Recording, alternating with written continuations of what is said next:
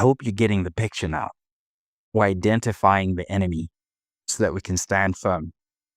Because to stand firm, you need to have confidence. You also need to speak the word. Fight with the word with authority.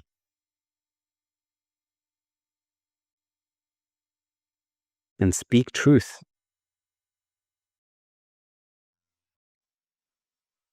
The belt of truth. That's what we need right now. Right. So, as I was saying,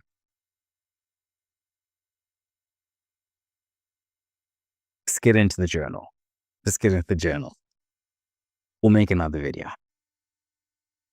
And we'll go.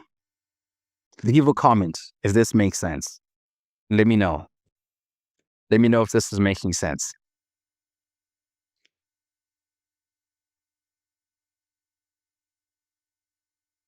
Okay, so day 24.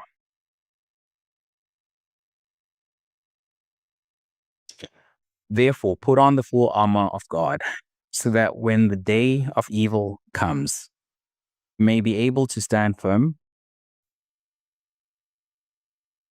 You may be able to stand your ground. And after you have done everything to stand. Ephesians 6, verse 13.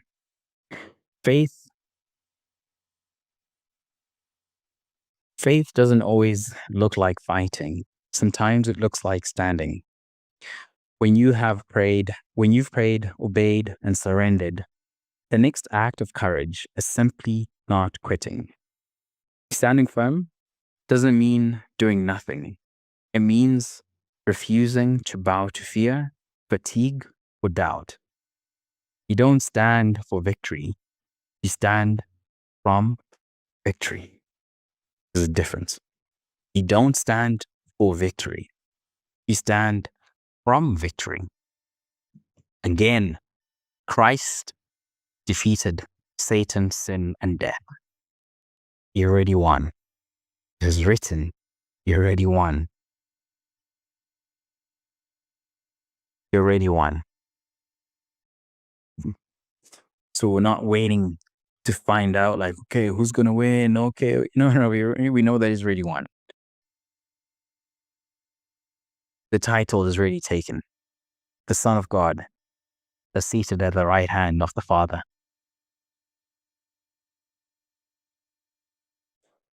All authority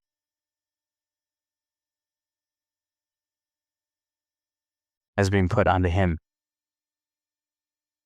in heaven and on earth.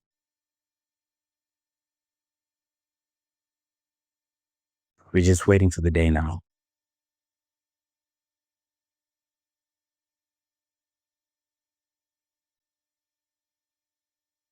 Okay, our reflection. Where in my life do I feel like giving up? And what would standing firm look like instead? Be honest, even standing still is progress when your faith is rooted in him. So you can pause, write something, anything that comes to your mind. And yeah, no right or wrong answer. What I wrote was not always. So I don't always have thoughts of giving up. I think this is something that there's certain things that you just never had to struggle with and fight with. I would say like it's a gift, which I'm grateful for. And I think maybe now reflecting as an adult, I find that I haven't struggled with it because maybe I had to deal with it when I was very young, because something like giving up has never been part of my thought process. Or like I know, like, yeah, don't give up. Like it's sort of like that's just what I live. I just don't give up. Not that there's anything special about what I do, but it's because when I look back, it's probably because as a child, I would spend maybe some nights in the hospital, couldn't breathe. So just imagine that. I couldn't breathe and I had asthma attacks, right? So I think from that age, I just learned to have to give up because I was fighting for my life from a very young age. So I think it's somewhere in my brain. I just maybe just never give up on stuff because I'm just like, so when I find, because now I can empathize now, if for someone that might not have gone through like maybe an experience like that, but I reflect back to just think back, say, okay, well, how come I don't think this way, right? And it's only through reflection that I've just realized that I just I just keep going, I just keep pushing, and I just don't give up.